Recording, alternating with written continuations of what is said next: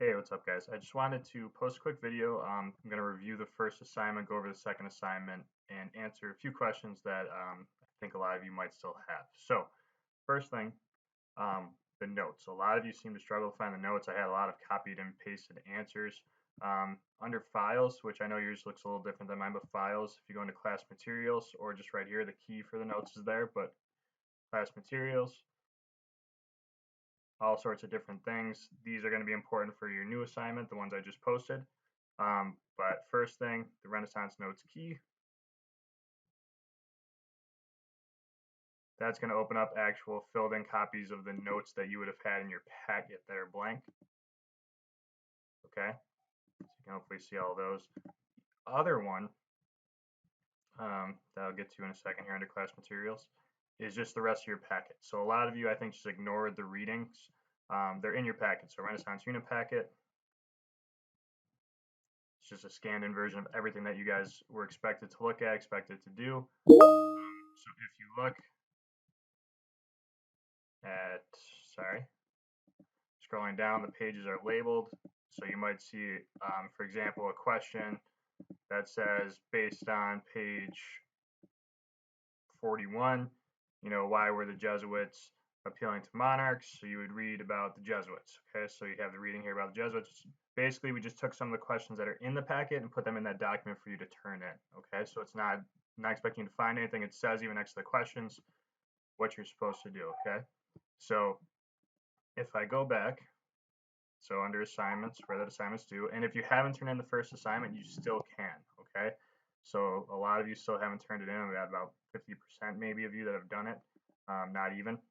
So if I look at it, so student view, this is what you guys will see. Week 1 assignment, open it up.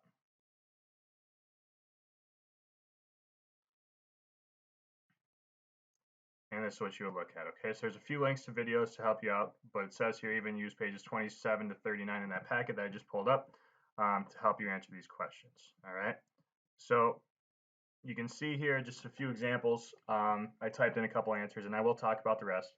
But the printing press, make a claim about the impact the printing press had on Europe. Printing press will increase literacy rates around the world and improve education, leading to more innovation. Because the printing press is created, more books, are able to be published. Because more books are able to be published, more people start to read. Because books become more readily available, more people start to learn. As people get smarter, they create new things. Innovation. Okay. 2 and 3 are just kind of review there. So the Catholic Church, dominated the lives of people in the Middle Ages. What you're going to find out is that the Catholic Church also is where people would turn to for medicine. Nobody's learning. Remember, we said the Middle Ages are also known as the Dark Ages. Nobody's doing a lot of learning there. So where do people go for medicine? They're also turning to the Catholic Church. Okay. And does the church have medicine? Not really. They're going to pray for people.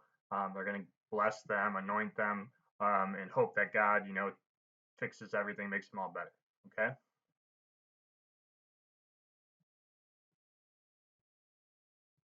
Number 4, Martin Luther's 95 Theses. So Martin Luther, a little background on him, because we didn't get a chance to talk about him in class. He's actually a really interesting guy. He is a priest. He's actually a Catholic priest, and he lives in Germany. And he starts to see that the church is becoming very corrupt. So you can see that question says, what did the church convince people would happen if they didn't pay for their sins?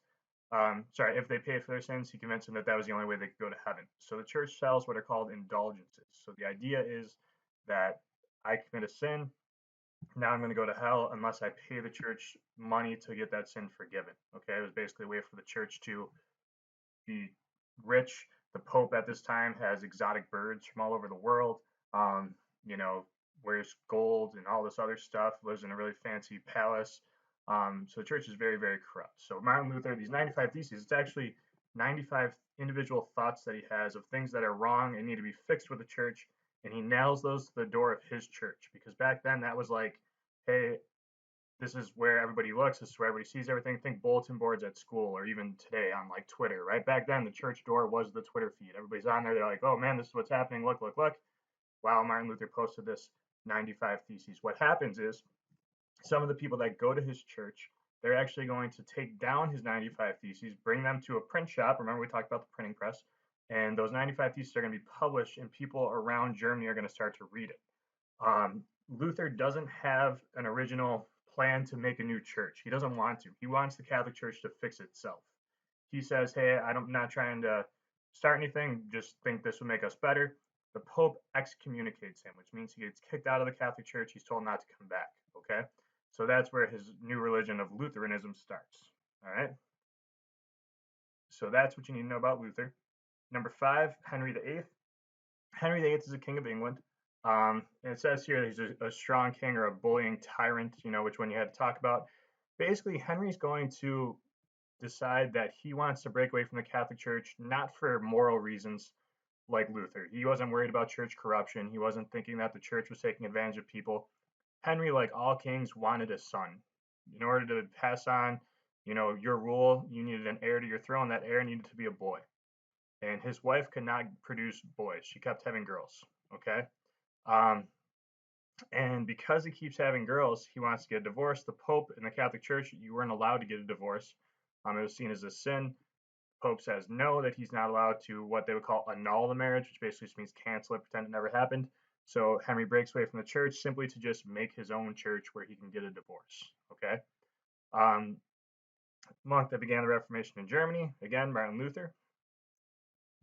Did Henry VIII agree or disagree with Luther's belief? This is where a lot of you guys struggle here a little bit. Martin Luther is not a bad person in the sense that the Catholic Church is going to make him out to be, right? He's thinking for his people. He's seeing people being taken advantage of. He sees that the church is telling people who can't read things that the Bible says they're just outright wrong. He sees people are paying their last dime that they're supposed to be paying to feed their children to the church. And so Henry VIII does not agree with Luther's beliefs. He disagrees. He calls Luther in the reading on pages 35 and 36. He actually calls Luther a little saint. He's mocking him. He's saying, like, man, this guy's an idiot. I don't agree with that guy. And he only, again, wants to split to make his own church, which is called the Anglican Church. So what does he call his new church? The Anglican Church. Because he wants those divorces. Okay. And then number 8, Catholic Counter-Reformation. I'm not going to get into these questions specifically about exactly everything that's going to happen, but the Catholic Church realizes after the Protestant Reformation, so Luther breaks away from the church, Henry VIII breaks away from the church, and there starts to be some splintering, right? People are breaking apart from the church. They're doing their own thing. And Luther thinks that his church is best for the people in Germany. A lot of people in Germany agree with him, but a lot of people still remain Catholic. People in France still remain Catholic. People in Italy still Catholic, right? So the Catholic Church is still pretty powerful. And what happens is they have what they call the Counter Reformation. So what are they going to do, right? Think about it: an attack and a counterattack. So this Protestant Reformation is an attack on them, their beliefs. This is what they're going to do in response. Okay, so they want to try to eliminate some of the corruption that exists in the church, and they're going to do that in a few different ways. One of which is a new group of priests called the Jesuits. Okay, and the Jesuits are going to focus more on moral teaching, right and wrong, things like that. And instead of directly going to the people, right, you see this question here. It says, why would they provide leadership to monarchs? The idea was they were going to have the Catholic Church back away from that political stance, right? We talked about the church being really powerful, the church having all this ability to do whatever they wanted, to be at the top of the social hierarchy, right, in the Middle Ages. And now they're going to kind of take that step back. They'll help monarchs, kings, and queens in being able to like decide on moral things, what they should do, what they shouldn't do. But they're going to kind of take a step back from that public setting. Okay.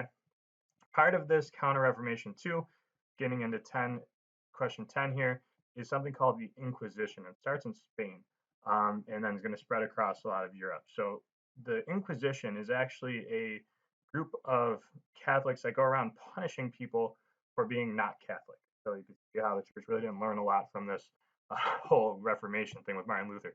So what happens with the church during the Inquisition is that they're going to start punishing, torturing people in the hopes of making them realize that it's better for them to become Catholic. And they would do this in a public setting for number 10 because, one, it was humiliating. So if you can imagine, Catholic Church comes into my house, grabs me, brings me down, says, hey, like, why are you not Catholic anymore? And I'm trying to say, oh, I'm a Muslim, or oh, I'm a Jew, or I'm a Protestant. And they would basically torture you in the hopes that you would change your mind. Okay. And if you didn't, you died usually. Okay. It wasn't very nice. So, public setting, it was humiliating to me. And it also sent a message to everybody else: hey, you should think about it before you break away from the Catholic Church. All right.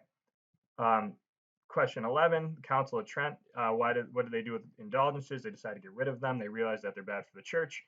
Protestant Reformation is considered a turning point. Okay, last one, but really important. This term, turning point, is very, very, very important in social studies. You need it for the exam this year, you need it for your Regents exam next year. A turning point just means a significant, long-lasting change in history, okay? So the Protestant Reformation is considered a turning point in history simply because it represents a shift in political power from the Catholic Church to actual monarchs, governments in Europe. So we start to see countries pop up that have their own established government at one side and then religion on the other side. Remember that term secular versus non-secular, right? So secular meaning a non-religious affiliation, right? So the government being a secular entity, so it exists without religion, and then the church being its own thing. So it's a turning point because the Catholic Church is going to lose some of that power and be able to sort of coexist with governments, okay? So that's that. The last thing I want to do in this video, and then I'll let you guys go, I don't want to keep you too long, is just go over the new assignment for this week. So what we decided to do is we know it's difficult to do work on things you really haven't learned before, okay?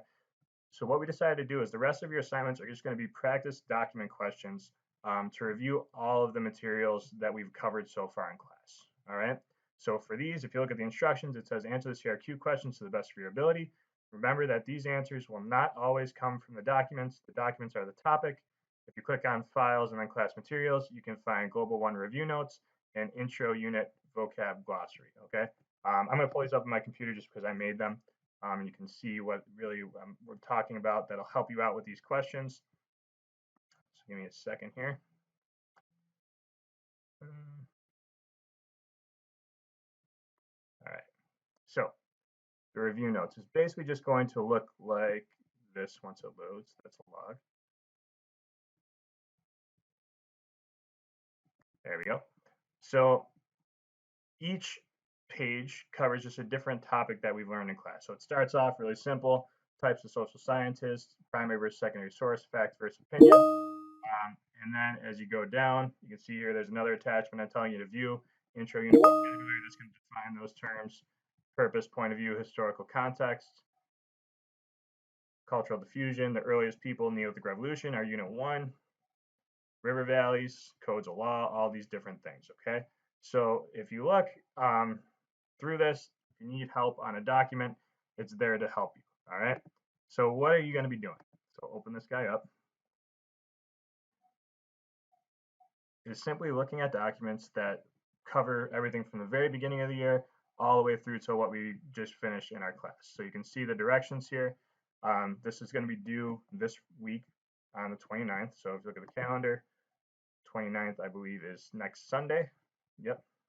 So you have to hit the submit button. This is important. A lot of people have just been closing out tabs thinking I can see them. I don't get a notification unless you hit submit that it's ready to be graded, okay?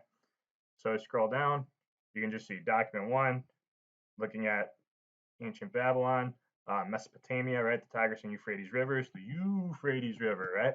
So simple, historical circumstances that led up to the document, geographic context, how these events represent a turning point, right? So just type those answers to the best of your ability, sentence or two, you can type right in the document again, just like you did with the last one. Document 2, Code of Hammurabi, right? So each one is just a set of documents. Document 3, document 4, okay? So it seems like a lot. It's really not that bad, especially considering the fact if you break this up through the whole week, you should be able to get this thing done, no problem. All right. So that's all I got for you guys. If you have any questions, keep them coming on the tab. I'm going to have live office hours. So what does that mean? I'll post a link for you to join a Zoom account. So basically, you'll have you log in. You'll be able to video chat with me. That'll be Tuesdays and Thursdays from 11 to 12:30. So look out for that if you have any questions. But I'll talk to you soon.